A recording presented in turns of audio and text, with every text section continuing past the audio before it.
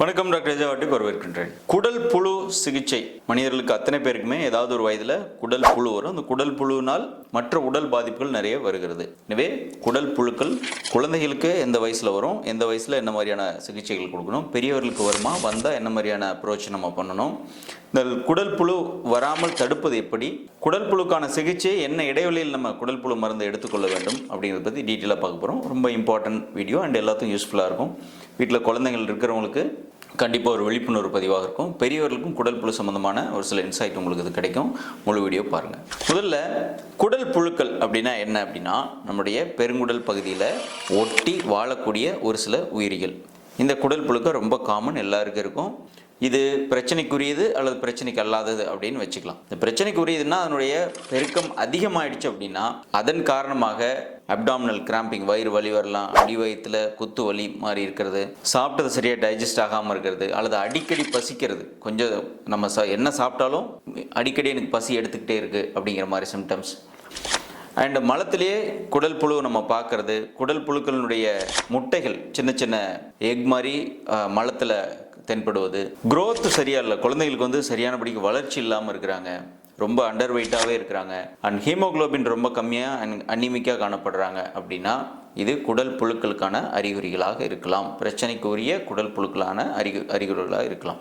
அதில் நிறைய types of குடல் புழுக்கள் நமக்கு இருக்குது. ஒரே மாதிரியான குடல் புழுக்கள் இருக்கிறதுல பின் வார்ம்ஸ் இருக்குது, ஹூக் வார்ம்ஸ் இருக்குது, டேப் வார்ம்ஸ் இருக்குது. இந்த மாதிரி நிறைய விதமான காமன் குடல் புழுக்கள் இருக்குது. இதெல்லாம் ட்ரீட்டபிள் தான், இதெல்லாம் சரி பண்ணக்கூடிய அளவுகள் தான். இதெல்லாம் சரி பண்ணணுமா? கண்டிப்பானா கட்டாயம் இதெல்லாம் ட்ரீட்மெண்ட் பண்ணும். ஒன்ஸ் இந்த சிம்டம்ஸ்லாம் உங்களுக்கு இருக்குது, நீங்கள் ஒரு டாக்டரை போய் பார்க்குறீங்க, உங்களுக்கு குடல் புழுக்கள் தான் இருக்குன்னு கன்ஃபார்ம் பண்ணாங்கன்னா அதுக்குரிய சிகிச்சைகள் எடுத்துக்கொள்ள வேண்டியது மிக முக்கியம். அப்படி சிகிச்சை எடுக்கலைன்னா இந்த பிரச்சனைகள் மேலும் அதிகமாகும். அவங்க வெயிட் கெயின் பண்ணுறதுல சிரமம் வரும். அண்ட் நிறைய குழந்தைகள் வந்து கான்சென்ட்ரேட் பண்ணுறதில்ல, படிக்கிறதில்ல, இதில் கூட அவங்க குறைவாக காணப்படுவாங்க. அந்த குடல் புழுக்கள் மிகுதியாக இருக்கிற குழந்தைகள் பார்த்தீங்க அப்படின்னா growth இஷ்யூஸ் கூட அவங்களுக்கு படிக்கிறதுல கான்சென்ட்ரேஷன், ஃபோக்கஸ் இதிலெல்லாம் கூட அவங்களுக்கு குறைவு ஏற்படுவது பார்க்க முடியுது. எனவே குடல் புழுக்களுக்கான சிகிச்சை ஏஜ் வாரியா எப்படி எடுத்துக்கலாம் அப்படின்னா, நமக்கு WHO என்ன அட்வைஸ் பண்ணுறாங்க அப்படின்னா, ஒரு பர்டிகுலராக இந்த வயசில் இத்தனை டைம் எடுத்தே ஆகணும் அப்படின்னு எந்த விதமான கண்டிஷன்ஸ் எதுவும் கிடையாது. அந்த அவங்க வாழக்கூடிய பகுதியில் குடல் புழுக்கள் உருவாவதற்கான சாத்தியக்கூறுகளுக்கு பொறுத்த மாதிரி இந்த ஷெட்யூல் மாறும். உதாரணத்துக்கு நிறைய மண்ணில் புழங்குற இடங்களாக இருக்குது, அதிகமாக அன்ஹைஜீனிக்கான பகுதியில் வசிக்கிற நபர்களாக இருக்கிறாங்க அப்படின்னா அவர்களுக்கான குடல் புழுக்கள் வந்து அதிகரிக்க வாய்ப்பு இருக்குது. அதிகமாக அவங்களுக்கு அவங்க எக்ஸ்போஸ் ஆகிறதுக்கு நிறைய வாய்ப்புகள் இருக்குது. அந்த மாதிரி சமயத்தில் ரொம்ப ஃப்ரீக்வெண்ட்டாக கூட உங்கள் டாக்டரோட அட்வைஸ் படி குடல் புழுக்கள் சிகிச்சை நீங்கள் எடுத்துக்கொள்ளலாம். ஆனால் காமனாக பிறந்த குழந்தையிலேருந்து 1 வயசு வரைக்கும் பொதுவாக குடல் புழுக்கள் சிகிச்சை தேவையில்லை. அன்லஸ் உங்கள் பீடியாட்ரிஷியன் வந்து உங்கள் குடல் புழு ட்ரீட்மெண்ட் தேவைன்னு நினச்சாங்கன்னா அந்த 0 to 1 இயரில் உங்களுக்கு ஆன்டிஹெல்மெந்திக் ஒரு சஸ்பென்ஷன் மாதிரி குழந்தை கொடுப்பாங்க. அது தவிர 2 இயர்ஸ்க்கு மேலே, 1 இயருக்கு மேலே, 1 to 2 இயர்ஸ் பார்த்தீங்க அப்படின்னா 6 months ஒன்ஸ் ஒரு குடல் புழு சிகிச்சை எடுத்துக்கொள்ள வேண்டியது முக்கியம். ஒரே ஒரு டைம், ஒரு டோஸ் தான் 6 months ஒன்ஸ் எடுக்க வேண்டியது முக்கியம். 2 to 5 இயர்ஸ் பார்த்தீங்க அப்படின்னா அது அக்கார்டிங் டு தேர் எக்ஸ்போஷர், அவங்க எந்த அளவுக்கு குடல் புழுக்கு எக்ஸ்போஸ் ஆகுறாங்க, என்ன பாதிப்பு இருக்குன்றதை பொறுத்து கொடுத்தா போதுமானது. டிஃபால்ட்டாக இத்தனை மாதத்துக்கு கூட கட்டாயம் கொடுக்கணும் அப்படின்னு எந்த நிர்பந்தமும் கிடையாது. அதுவும் உங்கள் பீடியாட்ரிஷியன் உங்களை அவ்வப்போது பார்க்கும் பொழுது உங்கள் குழந்தையில வெயிட்டையோ அல்லது அவங்களோட growth அல்லது அவங்களோட ஹீமோகுளோபின் இதெல்லாம் ஏதாவது குறைவை கண்டாங்க அப்படின்னா ஒருவேளை 6 months ஒன்ஸு இந்த 2 to 5 இயர்ஸ் குழந்தைகளுக்கு கொடுப்பாங்க, எடுத்துக்கிறது நல்லது. இதை தவிர 5 இயர்ஸ்க்கு மேலே, 5 to 10 இயர்ஸ் அப்படி பார்த்தீங்கன்னா ஸ்கூல்லேயே வந்து ஸ்கூல் ஹெல்த் ப்ரோக்ராம்ஸில் ஆன்டிஹெல்மெந்திக் ப்ரோக்ராம் இருக்குது. ஸ்கூல்லேயே வந்து 6 months once anthelmintic treatment tablet ஃபார்ம்லேயே சஸ்பென்ஷன் ஃபார்ம்லேயே கொடுத்தாங்க அப்படின்னா எடுத்துக்கொள்ளலாம், அது நல்லது. 15 இயர்ஸ்க்கு மேலே, 10 to 15 இயர்ஸில் வந்து இயர்லி ஒன்ஸ் ஒரு ஆன்டிஹெல்மெந்திக் பண்ணலாம், தப்பு இல்லை. 15 இயர்ஸ்க்கு மேலே பார்த்தீங்க அப்படின்னா அவங்களோட எக்ஸ்போஷர் தகுந்த மாதிரி பாதிப்புக்கு தகுந்த அளவுக்கு எடுத்துக்கொண்டால் போதுமானது. இது உங்களோட அந்த ஏஜ் வாரியாக நம்ம எப்படி அப்ரோச் பண்ணோம் அப்படிங்கிறது. குழந்தைகளுக்கு மட்டும்தான் குடல் புழு வருமா, பெரியவங்களுக்கு வராதான்னு கேட்டால் பெரியவங்களுக்கு வரும். நிறைய பேர் அடல்ட் சொல்கிறாங்க, எனக்கு வந்து குடல் மலத்திலே நான் புழு பார்த்தேன், பூச்சி மாதிரி வருது, ரொம்ப அண்டர் வெயிட்டாக இருக்கிறவங்க. ஸோ அடல்ட்டுக்கும் பெரியவங்களுக்கும் கண்டிப்பாக குடல் புழு வரும், நிறைய வாய்ப்புகள் இருக்குது. இதற்கான காரணிகள் யாருக்கு அதிகமாக வர்றதுக்கு வாய்ப்பு இருக்குன்னா அல்லது எப்படி தடுத்துக்கலாம் அப்படிங்கிறத பற்றி சொல்லணும்னா, ஃபர்ஸ்ட் ரொம்ப அன்ஹைஜீனிக்காக இருக்கிறாங்க, சுத்தபத்தம் இல்லாமல் நம்மளை வந்து நம்ம பார்த்துக்குறோம் அப்படின்னா ஈஸியாக குடல் புழு வர்றதுக்கு வாய்ப்பு இருக்குது. ரெண்டாவது, நிறைய மண்ணில் வேலை செய்கிறவங்களா இருக்கிறாங்க. அந்த மண்ணில் வேலை செய்ய எக்ஸ்போஷர் நார்மலாக நம்ம ஹேண்ட் வாஷ் பண்ணுவோம், நல்ல ஒரு ஹைஜீனிக்காக ஹேண்ட் வாஷ் பண்ணாமல் விட்டுட்டோம் அப்படின்னா சம்டைம் இன்ஃபெஸ்டேஷன் வரதுக்கு நிறைய வாய்ப்பு இருக்குது. மூன்றாவது குக் பண்ணுறது, காய்கறிகள் குக் பண்ணுறது வந்து நல்லா வாஷ் பண்ணிவிட்டு குக் பண்ணணும். ஏன்னா உணவுப் பொருட்கள் இருந்து தான் அந்த புழுக்கள் வந்து அதிகமாக வருது. ஏன்னா உணவுப் பொருட்கள் குறிப்பாக காய்கறிகளில் மண்ணிலேருந்து வர்றதுனால சாயிலில் இருக்கக்கூடிய புழுக்களினுடைய எக்கு வந்து இருக்கும், முட்டைகள் இருக்கும், அது நமக்கு உள்ளே போய் அது அந்த முட்டைகள் பெருகிறதுக்கு வாய்ப்பு இருக்குது, அது புழுக்களாக மாறதுக்கு வாய்ப்பு இருக்குது. அதே மாதிரி அசைவ உணவுகள் சமைக்கும் பொழுது ரொம்ப செமி பாயில்டாக இல்லாமல் நல்லா ஃபுல்லாக பாயில் பண்ணி நல்லா குக் பண்ணி எடுத்துக்கணும்.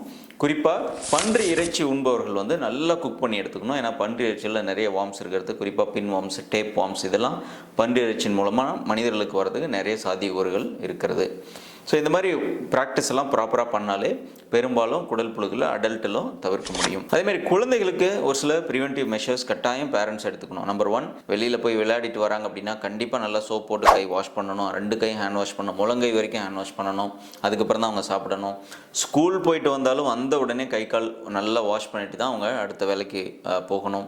நெயில் நல்லா ஷார்ட்டாக கட் பண்ணியிருக்கணும். இது ரொம்ப ரொம்ப முக்கியமானது. நெயில் பட்ஸுக்கு உள்ள இந்த மண்ணில் இருக்கக்கூடிய கிருமிகள், கண்ணுக்கு தெரியாத எக்ஸ் எல்லாம் இருந்ததுன்னா வாய்க்குள்ளே போகிறதுக்கு, அது உள்ளே பெருகிறதுக்கு நிறைய வாய்ப்புகள் இருக்குது. அதே மாதிரி குழந்தைகளுக்கு ஒரு குழந்தைகிட்ட இன்னொரு குழந்தைக்கு கூட அவங்க தொடுதல் மூலமாக ஏதாவது அவங்க ஒரு குழந்தைக்கு இன்ஃபெஸ்டேஷன் இருந்தது, புழு பிரச்சனை இருந்ததுன்னா அதோட எக் இன்னொரு குழந்தைக்கு வரதுக்கும் நிறைய வாய்ப்பு. ஒரே வீட்டிலேயே எல்லாருக்கும் குடல் புழு இருக்குது அப்படிங்கிற கேசஸ்லாம் நிறைய பார்த்துருக்கோம். ஈஸியாக ஒரு நபருக்கு இன்னொரு நபருக்கு அதனுடைய தாக்கம் இருக்கிறதுக்கு வாய்ப்பு இருக்குது. எனவே ஹைஜீனிக் ப்ராக்டிஸ் ரொம்ப ரொம்ப முக்கியம். இதெல்லாம் ப்ராக்டிஸ் பண்ணாலே ஓரளவுக்கு ப்ரிவென்ட் பண்ண முடியும். அதுக்கு மீறி குடல் புழு வருது அப்படின்னா பீரியாடிக்கலாக நம்ம ட்ரீட்மெண்ட் எடுத்துக்க வேண்டியது ரொம்ப ரொம்ப முக்கியம். இதில் மருந்து அப்படின்னு பார்த்தீங்கன்னா ஒரு 2 விதமான ஆங்கில மருந்துகள் இருக்குது, ஆல்பெண்டசோல், மெபெண்டசோல் அப்படின்னு சொல்லிட்டு. இது உங்களோட டாக்டர் கன்சல்ட் பண்ணிட்டு உங்களுக்கு என்ன டோஸில் தேவைப்படும் அப்படிங்கிறத டாக்டர் சொல்லுவாங்க. பொதுவாக பார்த்தீங்கன்னா இந்த 1 to 2 years ஒரு 200 mg ஆல்பெண்டசோல் ஒரு சஸ்பென்ஷன் ஃபார்மில் உங்களுக்கு கொடுப்பாங்க. டாக்டர் கன்சல்ட் பண்ணி நீங்கள் இதை எடுக்கணும். ஒரு 2 yearsக்கு மேலே அப்படின்னா 400 mg சஸ்பென்ஷனாக வருது அல்லது டேப்லெட் ஃபார்மில் வருது, எடுத்துக்கொள்ளலாம்.